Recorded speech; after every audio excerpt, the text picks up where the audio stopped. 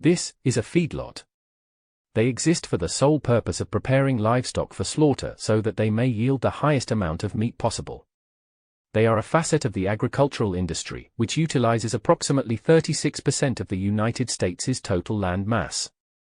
The agricultural industry in the United States is responsible for about 11% of the country's total greenhouse gas emissions, with the remaining 13%, 24%, 25%, and 27% coming from commercial and residential sources, industry, electricity, and transportation respectively. The emissions from the agriculture sector primarily consist of methane, which comes from fecal waste as well as the flatulence of livestock. While methane has a relatively shorter residence time than most greenhouse gases, it has a higher heat capacity, and thus a greater potency, with a warming power estimated to be 80 times greater than that carbon dioxide in the first 20 years. Furthermore, we are the second largest emitter of greenhouse gases, producing about 4,745 million metric tons, and are dwarfed only by China, who produces about 9,877 million metric tons. If nothing is done to curb these emissions, then the effects of climate change will become irreversible by 2030, eventually leading to our extinction.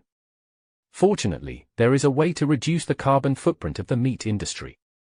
If we were to incorporate an alternative to meat into the average American diet, then we could decrease the emissions generated from feedlots.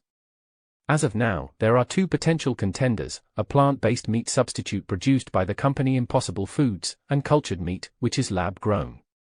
As implied, Impossible Meat is a plant-based meat substitute that is supposed to replicate the taste and texture of meat to some degree. If we use the carbon footprint of the average vegetarian diet to approximate the carbon footprint of Impossible Meat, then it's predicted that a plant-based meat substitute will produce 32% less greenhouse gases, and utilize 70% less land. Additionally, substituting 50% of the total meat consumed in the average American diet would cause the emissions and land required to sustain said diet would decrease drastically. Created using Powtoon.